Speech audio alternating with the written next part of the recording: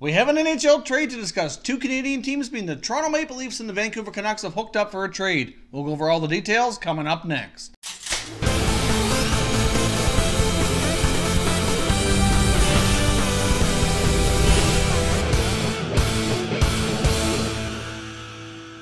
Hey everyone, and welcome back to another video here at Top Shelf Hockey. If you're new to the channel, thanks for stopping by. We review and discuss all 31 NHL teams, so if you're a huge hockey fan, consider subscribing and clicking the bell so you don't miss anything. So as I mentioned, we have an NHL trade that has taken place here between two Canadian teams, the Toronto Maple Leafs and the Vancouver Canucks. Now, as we had discussed on our Twitter account, and when I started to record a video earlier today, which we kind of had to abandon here, discussing the fact that the Toronto Maple Leafs were likely going to be moving somebody either today or tomorrow, and there was some rumors circulating about who might be the guy to go. Of course, that's no longer speculation. We know who that is. The Vancouver Canucks have acquired Josh Leivo from the Toronto Maple Leafs in exchange for minor league forward Michael Carcioni. Now, Carcioni was an undrafted free agent, signed on with the Canucks, part of the Utica Comets AHL team. He's played there for 2 full seasons into his 3rd year.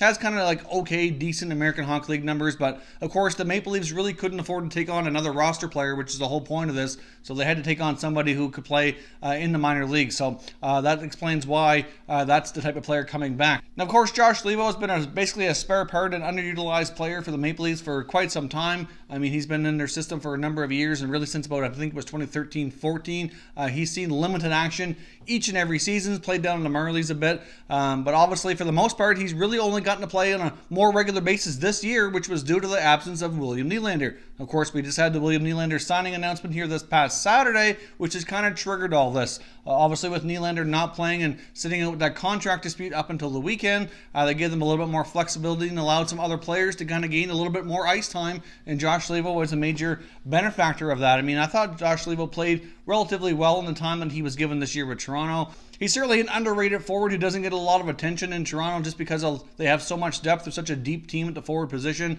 He's not a guy that you hear a whole lot of chatter about, except when you're looking at the scratches on the score sheet most nights. However, Josh Leivo is a forward with a fair bit of skill, with an excellent shot, and should be able to jump into Vancouver's lineup and hopefully make an impact. I mean, he's still relatively young, so he should fit in with what they're doing in Vancouver with the rebuild. And he should have more opportunity to play and hopefully thrive under Coach Travis Green and finally get his NHL career on track with a regular play like he was getting earlier with the Leafs. But unfortunately for Toronto, somebody had to go. Earlier, they had placed Travis Dermott down to the AHL Toronto Marlies just to make up room on the roster for Nylander's contract. But like as we were talking about through Twitter, it wasn't really something that was meant to happen longer term. It was just basically a paper transaction just to make sure they were compliant with the number of contracts they had on their NHL roster. We knew somebody was going to go likely before tomorrow night's game. So it was likely going to be either Leivo or maybe a guy like a Justin Hall, Martin Marincin, maybe Tyler Ennis, or somebody who doesn't get as much playing time. Like Ennis is another guy to watch here. Now that Nylander's back, that's certainly going to impact where he plays in the lineup, and certainly going to impact his ice time for sure. I mean, another guy that kind of was mentioned too was Freddie Gauthier as well. So hard to say here, but at least the Leafs have made a decision. They've moved Josh Leivo off to Vancouver. Like I said, well, hopefully he'll get a chance to play on a more regular, consistent basis and really develop and see what he can turn himself into. But he should be a pretty decent top 9 forward for the Canucks, I would think. And we'll see if the Leafs have any more moves here. But for right now, they don't really need to do anything. They've got their 23-man roster intact. They've already called up Travis Dermott back to the NHL roster so he can play in the next game.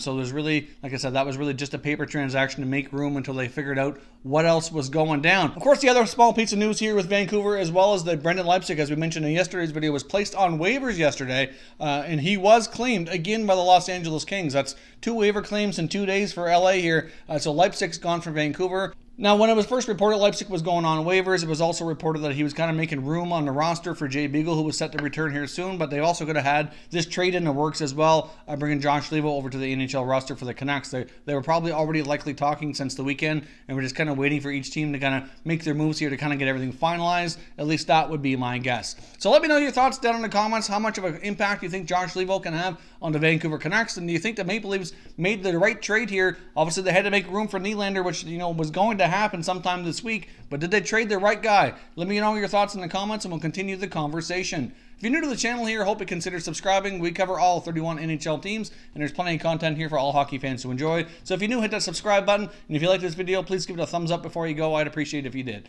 As always, thank you very much for watching, everybody. We will catch you next time.